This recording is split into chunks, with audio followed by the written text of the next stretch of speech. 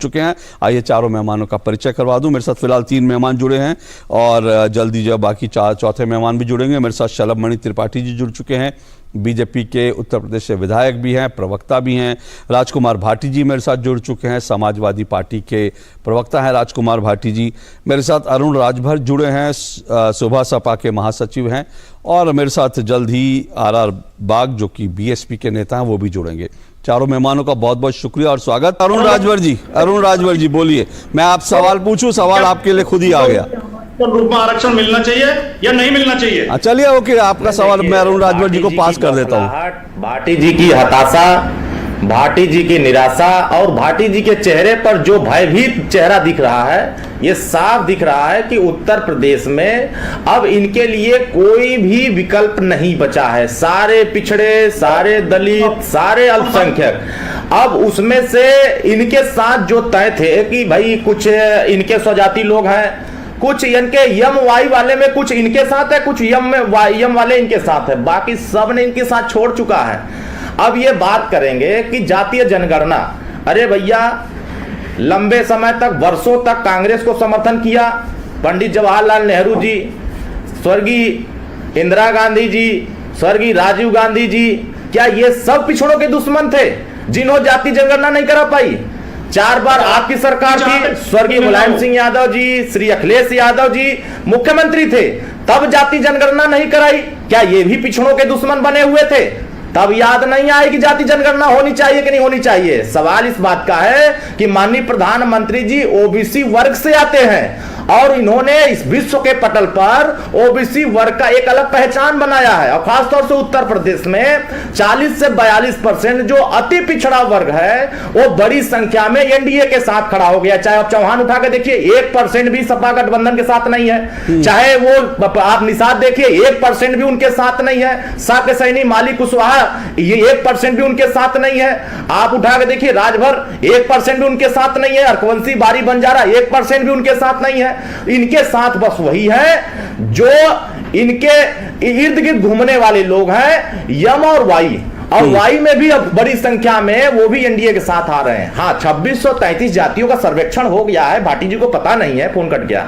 भाटी जी को पता नहीं है कि 2633 सर्वेक्षण हुआ है जातियों का। रोहिणी कमीशन की रिपोर्ट आई है भैया, अभी हाल ही में 31 जुलाई को आई है और वो राष्ट्रपति महोदय को पहुंच गया है। आपके काले चिट्ठे, काले कारनामे, पिछड़ों के प्रति जो आपकी हमदर्दी थी, जो पिछड़ों के प्रति आपकी नाइंसाफी थी, जो उनके हक अधिकार लूटने की जो परंपरा थी, उसका भी खुलासा हो गया। 50% आरक्षण और हर क्षेत्रों में भागीदारी अकेले 148 लोगों की क्यों होती थी भाई?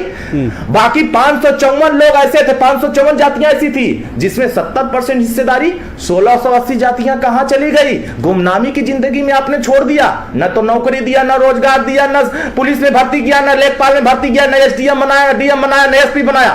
किसी स्थान पर तो उनको स्थापित नहीं किया। तब बात ये ओम प्रकाश राजभर जी और सुहेल देव भारतीय समाज पार्टी जब कहती है कि रोहिणी कमीशन का रिपोर्ट लागू होनी चाहिए, तो समाजवादी पार्टी पीछे खड़ा होकर के उसका विरोध करने लगती है। नहीं, ये लागू हो जाएगा तो अति पिछड़ों का कल्याण हो जाएगा। अरे बाबूजी तो यही चाहते थे वंचित वर्गों का कल्याण हो। मैं उनको नमन करना चाहता हूं। वो सर्वमान्य नेता थे स्वर्गीय कल्याण सिंह जी।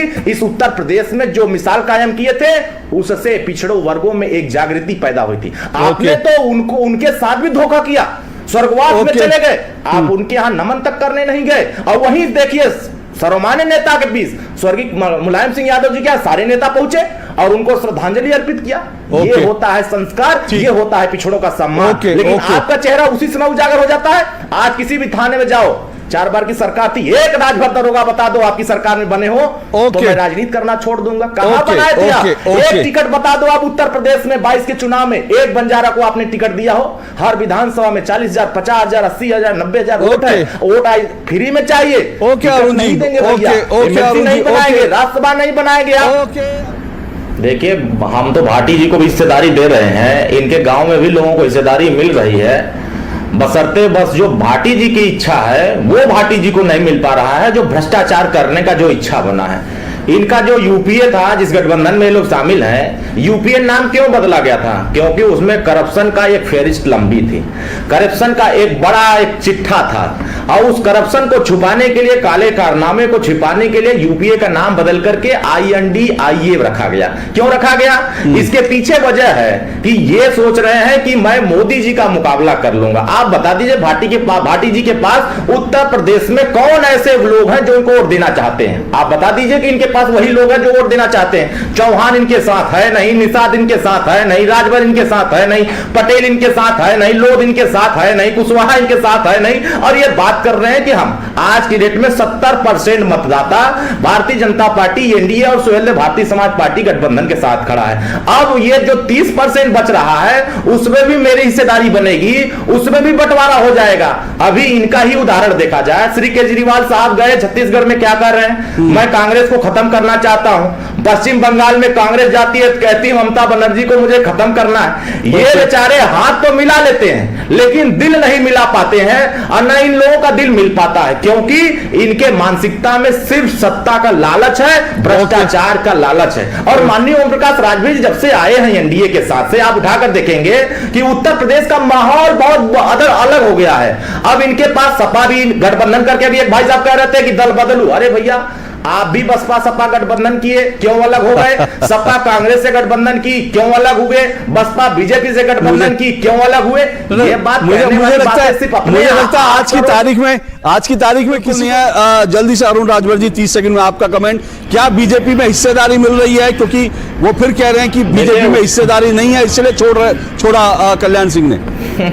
अरुण जी, देखिए, उत्तर प्रदेश में हर वर्ग को हिस्सेदारी मिल रही है। जिसका वोट बड़े संख्या में MY का इन्होंने लिया, उसको भी हम हिस्सेदारी दे रहे हैं। इनके आवास बना रहे हैं, इनका शौचालय बना रहे हैं, इनको गरीब कल्याणकारी योजनाओं का लाभ दे रहे हैं, इनको भी हम दवाई के लिए पैसा दे रहे हैं। और माननीय ओम प्रकाश राजभर जी पूरे प्रदेश के हर गरीब के कल्याण के काम कर रहे हैं। समाजवादी पार्टी हताश हो गई है क्योंकि उनके साथ जनता का विश्वास ही नहीं रह गया। जनता का विश्वास गुंडागर्दी करने से, अराजकता करने से और इनके लोगों की अशोभनीय बातें करने से जनता का जो मन है वो एनडीए के साथ खड़ा हो गया है। ओके अरुण जी, समय इतना ही, बहुत बहुत शुक्रिया।